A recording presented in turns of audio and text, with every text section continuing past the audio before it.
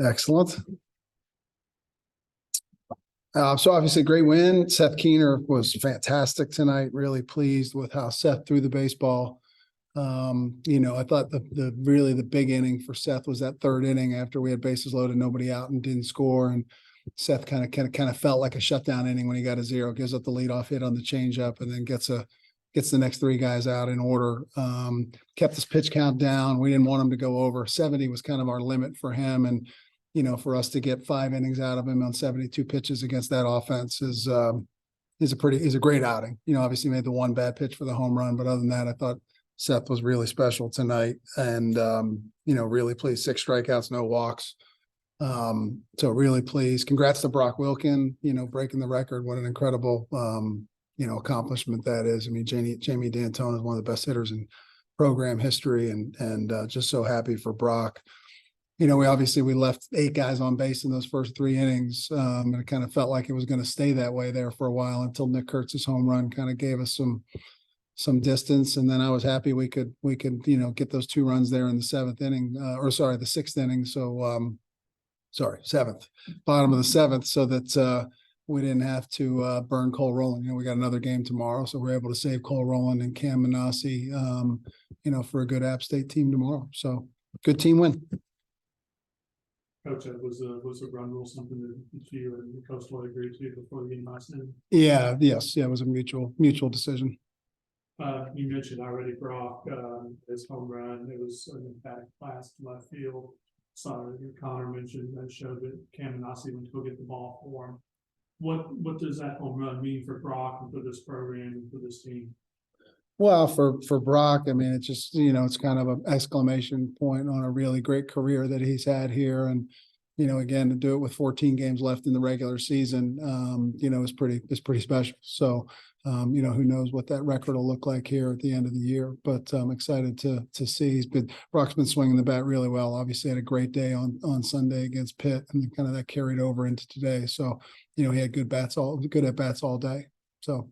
Pretty nice midweek crowd at the Cavs. You have to be praying to the weather gods for the final 2 home series of the season, right? Yeah, for sure. We've got some good momentum. I mean, I think we had almost 2,500 people here tonight. They were into it. They were kind of chanting and cheering, and I loved it. Loved every minute of it. Our guys kind of feed off that. So it was a really great crowd, and hopefully we can replicate that here on Saturday night against another good Wofford team. I'm going to bring it back to Brock a little bit.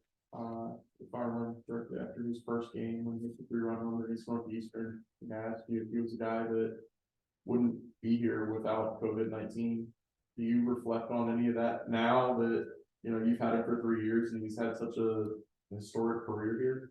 Well, I know some Florida scouts really well, and I've teased those guys over the years about him. I said, you're going to have some hard questions to answer with that guy's junior year here where he gets drafted, because it was apparent right away that he was a different animal. And, again, I'm just so proud of him.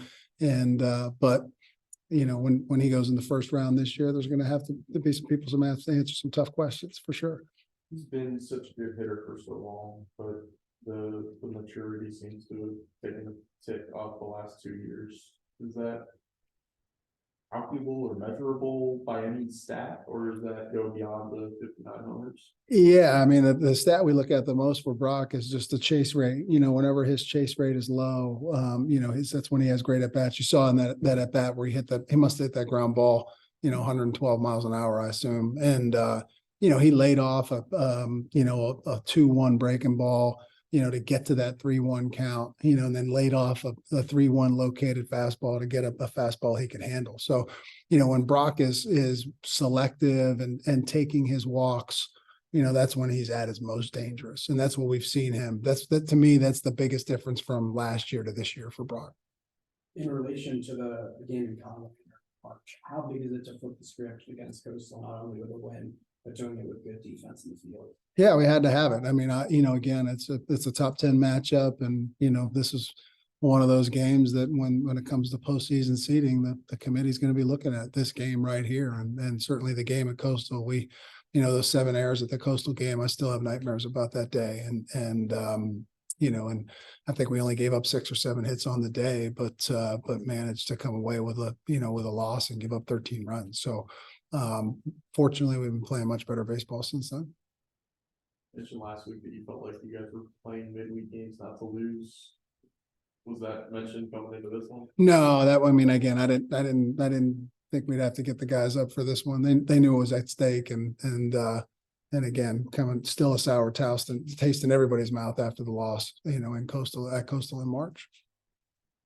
Mentioned relief pitching, not having to bring in total, and how big was it for Michael Massey to come in checking over 5 strikeouts? Yeah, great. Again, he didn't have his usual command. I mean, he was scattering his fastball a little more than usual, but he battled through it and again found a way to get 6 big outs. And so it was actually ended up being a good thing for us because we've been wanting to run his pitch count up a little bit just in case we ever need him to go 3 innings. So it kind of ended up being a blessing. So we get his pitch count up a little bit and coming into this weekend, I mean, I don't anticipate we need him on Saturday. So we'll have him ready for Sunday against High Point. You're at the point in the season now where you mentioned the seedings and the postseason start to play more into your psyche.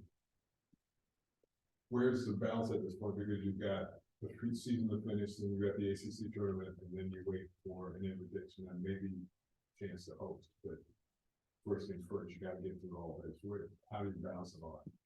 Well, again, our guys do a pretty good job staying in the moment, Skip. So, we talk all the time about just focusing on the next game, the next pitch, the next at bat, all those things. So, and our guys are pretty grounded in that. I mean, it's a senior group. So again, we don't get too caught up in, the highs and the lows. We're kind of just grinding it out and enjoying this, this season we're having so far. So, but, again, national seeds on the line every time we take the field.